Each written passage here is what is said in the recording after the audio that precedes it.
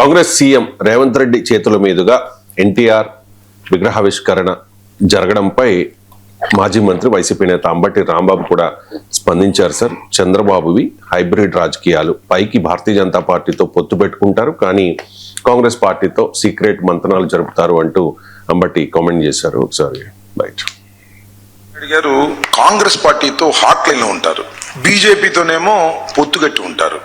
మనసులోనేమో మోసం, ముసుగులోనేమో కాంగ్రెస్, ప్రస్తుతానికి బహిరంగంగా భారతీయ జనతా కాంగ్రెస్ పార్టీకి వ్యతిరేకంగా పెట్టినటువంటి రాజకీయ పార్టీ అని ఎన్టీ రామారావు గారు చెప్పారు. మహానాడులో కూడా చంద్రబాబు నాయుడు గారు దాన్ని ఓదరగొట్టారు. రేవంత్ రెడ్డి గారు వెళ్ళి దాన్ని ఓపెన్ చేస్తే అద్భుతమైన మాటలు చెబితే తెలుగుదేశం జెండాలు పుచ్చుకుని అందరూ స్వాగతం పలికారు. చిత్రం చూశారుగా. కాంగ్రెస్ పార్టీ ముఖ్యమంత్రి కాంగ్రెస్ పార్టీకి వ్యతిరేకంగా పెట్టినటువంటి ఒక రాజకీయ పార్టీకి ఎన్టీ రామారావు గారు కాంగ్రెస్ పార్టీ ముఖ్యమంత్రి ఆవిష్కరిస్తుంటే తెలుగుదేశం జెండాలు పుచ్చుకుని వెళ్ళి ఆహ్వానం పలికారు. చంద్రబాబు నాయుడు గారు మాత్రం హాట్ గా రైట్ సార్. అంటే కాంగ్రెస్ సీఎం తెలుగుదేశం పార్టీ వ్యవస్థాపకుడైన ఎన్టీఆర్ విగ్రహావిష్కరణ చేయడాన్ని వైసీపీ కోసం చేస్తారు. కాంగ్రెస్ సీఎం రేవంత్ రెడ్డి కాదు, తెలంగాణ సీఎం. కాంగ్రెస్ కు సీఎం ఉంటాడు, తెలంగాణ రాష్ట్రానికి సీఎం ఉంటాడు, పార్టీకి సీఎం ఉండదు. అఫ్ కోర్స్ రాజకీయ పార్టీ కాంగ్రెస్ కావచ్చు, కానీ తెలంగాణ సీఎం పెట్టింది టీడీపీ నాయకుడు విగ్రహం కాదు, పెట్టింది మహానటుడు ఎన్టీ రామారావు విగ్రహం. ఉమ్మడి రాష్ట్ర ముఖ్యమంత్రిగా ఉన్న ఎన్టీ రామారావు విగ్రహం. ఇందులో కాంట్రడిక్షన్ ఏముంది? ఇప్పుడు మనము ఎన్టీ రామారావు పౌరాణిక సినిమాలు చూసినప్పుడు తెలుగుదేశం సినిమాలు చూసినాం అని అనుకున్నారా? వైఎస్ఆర్ కాంగ్రెస్ నాయకులు సినిమాలు చూడరా? ఎన్టీఆర్ సినిమాలు, బాలకృష్ణ సినిమాలు చూసినప్పుడు టీడీపీ ఎమ్మెల్యే సినిమాలు అనుకుంటామా? మనం బాలకృష్ణ సినిమాలే అనుకుంటాం, అంతే కదా. పవన్ కళ్యాణ్ సినిమాలు చూసినప్పుడు మనం అది జనసేన సినిమాలు అనుకుంటామా? అసలు దాన్ని వైఎస్ఆర్ కాంగ్రెస్ వాళ్ళు చూడరా పవన్ కళ్యాణ్ సినిమా? పవన్ కళ్యాణ్ ఫ్యాన్స్ వైసీపీలో కూడా అంతటా ఉంటుంది. అసలు జగన్మోహన్ రెడ్డి మీకు అప్పుడు ఆ మధ్య ఎక్కడో అన్నారు కూడా, అది కూడా వచ్చింది పవన్ కళ్యాణ్ ఫ్యాన్ అని సినిమాల్లో. సో నాకు తెలియ గుర్తులేదు, కానీ బట్ బాలకృష్ణ ఫ్యాన్ అండి, sorry, Jaganmohan Reddy Balakrishna fans association కూడా ఉండే అని ఆ మధ్య వార్తలు వచ్చాయి. సబ్జెక్ట్ వెరిఫికేషన్ నాకు తెలియదు, కొన్ని రూమర్స్ అయితే వచ్చాయి సోషల్ మీడియాలో, మరి ఎంత నిజమో తెలియదు. సో మీకు ఆ మాటకి వస్తే కృష్ణా జిల్లా పేరు ఎన్టీఆర్ పేరు ఎవరు పెట్టారు? జగన్. నాకు గుర్తున్న జగనే కదా. జగనే సార్. April 4th, 2022 April 4న అంటే తెలుగుదేశం పార్టీ పెట్టలేదు మీకు, కానీ వైఎస్ఆర్ కాంగ్రెస్ పార్టీ మరి జగనే పెట్టాడు కదా. మరి కాంగ్రెస్ సీఎం రేవంత్ రెడ్డి పెడితే ఆశ్చర్యపోయేది ఉన్నది. జగనే ఎన్టీఆర్ పేరు పెట్టడానికి అభ్యంతరం లేనప్పుడు కోర్స్ మళ్ళీ హెల్త్ ఉన్నది ఎన్టీఆర్ పేరు తీసి అనవసరంగా వైఎస్ఆర్ పేరు పెట్టాడు, అది వేరే విషయం.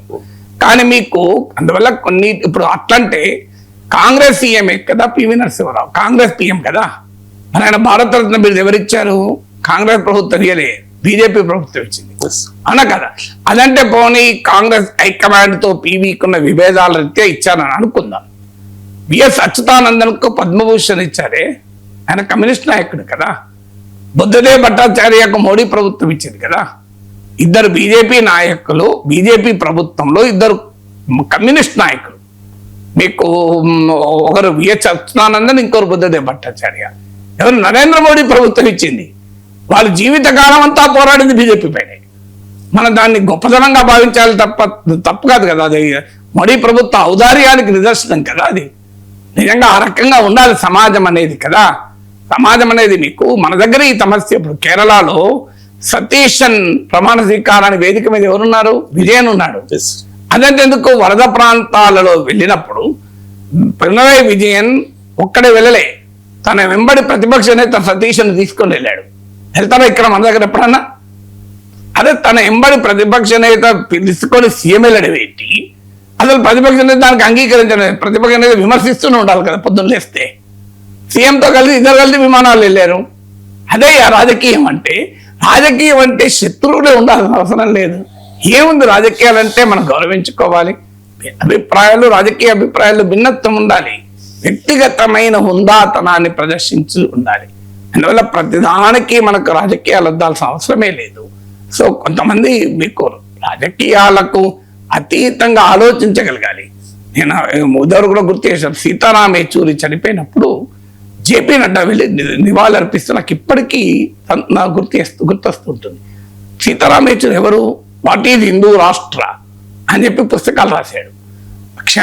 తన చివరి వరకు కూడా పార్లమెంట్లోను బయటను భారతీయ జనతా పార్టీకి వ్యతిరేకంగా, సంఘ్ పరివార్కి వ్యతిరేకంగా ఒక బ్రహ్మాండమైనటువంటి సైద్ధాంతిక పోరాటం నడిపినటువంటి మార్క్సిస్ట్ అగ్రనేత, మేధావి.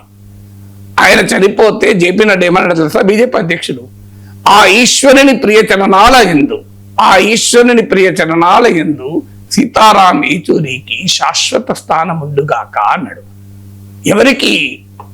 ఈశ్వరుణ్ణే నమ్మని సీతారాం యేచూరికి ఈశ్వరుని ప్రియ చరణాల యందు శాశ్వత స్థానం కావాలని ఎవరు కోరుకున్నారు? హిందుత్వ పార్టీ నాయకుడు కోరుకున్నాడు. ఇదయ్యా రాజకీయం అంటే. ఈ ప్రస్తమానము ఈ సంకుచితత్వము, విద్వేషము ఉండాల్సిన అవసరం లేదు. కొన్ని అంశాలపైన మనకు పరస్పరం అంగీకరించిన అంశాలపైన, పరస్పరం తీవ్రంగా వ్యతిరేకించే అంశాలపైన కూడా ఒకే వేదిక పైన ఉండవచ్చు, మాట్లాడుకోవచ్చు. అభ్యంతరం ఏమి ఉండాల్సిన అవసరం లేదు. దట్ డజంట్ మీన్ ఒకరి అభిప్రాయాలు ఒకరు మారినట్టు కాదు. జగన్, చంద్రబాబు నాయుడు ఒక వేదిక మీద కనబడితే అదేదో కుమ్ముక్కని అనాల్సిన అవసరం లేదు. ఎందుకు కనబడకూడదు? అదే వేదిక మీద చంద్రబాబు నాయుడు ఒక అభిప్రాయం చెప్పొచ్చు, జగన్ ఇంకో అభిప్రాయం చెప్పొచ్చు. ఎవరి అభిప్రాయం వాళ్ళది. ఈ అభిప్రాయానికి నీవు బద్దుడవు, నీ అభిప్రాయానికి నువ్వు జవాబుదారి. నీ పక్కన ఉన్న వారి అభిప్రాయం నువ్వు జవాబుదారి కాదు. ఎందుకు కాదంటే అది విశాల వేదిక. ఆ వేదికలో ఎవరి ఎజెండాలు వారివి తప్ప నీ ఎజెండా నీకుండే హక్కు నీకుంది, నా ఎజెండా హక్కు నాకుంది. ఇలా ఆపాదించాల్సిన అవసరం లేదు. ఇప్పుడు రేవంత్ రెడ్డి ఎన్టీ రామారావు విగ్రహాన్ని ఆవిష్కరించాడు కనుక ఆయన తెలుగుదేశం వాడు కాడు. మీకు తెలుగుదేశం పార్టీ కాంగ్రెస్ తో చంద్రబాబు నాయుడు కుమ్ముక్కు కావడం కాదు. అయినా ఆంధ్రప్రదేశ్ కాంగ్రెస్ కి ఏముందని చంద్రబాబు నాయుడు కుమ్ముక్కు అవుతాడు? నాకు అర్థం కాదు. అక్కడ 1% ఓటింగ్ లేదు కాంగ్రెస్ పార్టీకి. కాంగ్రెస్ పార్టీతో కుమ్ముక్కు అయితే చంద్రబాబు నాయుడుకి ఏం ప్రయోజనం ఉంటుంది చెప్పండి? రాజకీయంగా కూడా ఇట్ డజంట్ మేక్ సెన్స్ కదా. రాష్ట్ర స్థాయిలో కాకపోవచ్చు, మరి జాతీయ స్థాయిలో కాంగ్రెస్ వీకే ఉంది కదా. జాతీయ స్థాయిలో కాంగ్రెస్ బలంగా లేదు కదా. అయినా జాతీయ స్థాయిలో గుర్తింపు ఎప్పుడు రాష్ట్రంలో బలం ఉంటదే కదా. జాతీయ స్థాయిలో కూడా కాంగ్రెస్ కి ఏముంది? కాంగ్రెస్ కు ఉన్న మిత్రులే పోతున్నారు. స్టాలిన్ పోయిండు, మమతా బెనర్జీ పోయింది, కేజ్రీవాల్ పోయిండు. అసలు కాంగ్రెస్ తో ఎవరుంటా, అఖిలేష్ యాదవ్ ఉండడో తెలియదు. చంద్రబాబు నాయుడు ఉంటాడు. ఆయన తమాయకుడు రాజకీయాల్లో మనకు అర్థం కావాల్సింది. ఇవాళ భారతీయ జనతా పార్టీ ఊపులో ఉన్నప్పుడు అక్కడికి ఎందుకు పోతాడు? మనము రాజకీయాల్లో గతంలో కాంగ్రెస్ తో లేడా? ఉన్నాడు. భవిష్యత్తులో ఉండడా నేను చెప్పలేను. కానీ ప్రజెన్స్ లో మాత్రం ఉండాల్సిన అవసరం లేదంట నేను. It doesn't make any political sense for me. ఇప్పుడు ఉంటాడు అంటే ఇప్పుడు కాంగ్రెస్ తో కుమ్ముక్కు అవుతాడు. మళ్ళీ కూడా చెప్తున్నా, గతంలో లేడా? ఉన్నాడు. భవిష్యత్తులో ఉండడా? ఎవరము చెప్పలేము. రాజకీయాల్లో శాశ్వత మిత్రులు, శాశ్వత శత్రువులు ఉండరంటారు. కానీ యాజ్ ఆఫ్ టుడే కాంగ్రెస్ తో కుమ్మక్కైతే ఆయనకు వచ్చే బెనిఫిట్ ఏంటి? రేవంత్ రెడ్డితో కుమ్మక్కైతే ఆయనకు వచ్చే బెనిఫిట్. రేవంత్ రెడ్డి కూడా తెలంగాణ ముఖ్యమంత్రి కదా. చంద్రబాబు నాయుడుతో కుమ్మక్కైతే వచ్చే ఉన్న ఓట్లు పోతాయి, ఏమైనా బెనిఫిట్ ఉంటుందా? మనం అనుకుంటాం జిహెచ్ఎంసీ ఎన్నికల్లో ఓట్లు వస్తాయని. జిహెచ్ఎంసీ ఎన్నికల్లో కూడా కాంగ్రెస్ ఓట్లు వస్తాయి, టీడీపీ అమ్మాయిలు ఇక్కడ ఉన్నారని. కానీ టీడీపీ అమ్మాయిలు రేవంత్ రెడ్డి పార్టీ నాయకత్వం కాంగ్రెస్ కేలే. రేవంత్ రెడ్డి ముఖ్యమంత్రి చేస్తానికి ఎమ్మెల్యే ఎలక్షన్లో ఓటేలే. కేసీఆర్ పార్టీకి వేశారు, మనం మర్చిపోవద్దు. హైదరాబాద్ ఎవరు గెలిచారండి? బీఆర్ఎస్ గెలిచిందా, కాంగ్రెస్ గెలిచిందా? అన్ని సీట్లు, దాదాపు అన్ని సీట్లు బీఆర్ఎస్ గెలిచింది కదా. మీకు ఆంధ్ర ప్రాంతం ఓటర్లు, ఆంధ్ర ప్రాంతం నుంచి వచ్చి ఇక్కడ స్థిరపడ్డ ఓటర్లు, టీడీపీ అమ్మాయిలు ఉన్న కూకటపల్లి, షేర్లింగంపల్లి, కుత్బల్లాపూర్ అవన్నీ బీఆర్ఎస్ గెలిచింది కదా. అందువల్ల మన ప్రజలు అట్లా ఆలోచిస్తారనుకుంటా. అది కాదు. మనం మీడియాలో, సోషల్ మీడియాలో నోరున్న వారు మాట్లాడేదే సమాజం అంతా నమ్ముతుంది అని భ్రమపడితే అది ఆప్టికల్ ఇల్యూషన్ అయితే.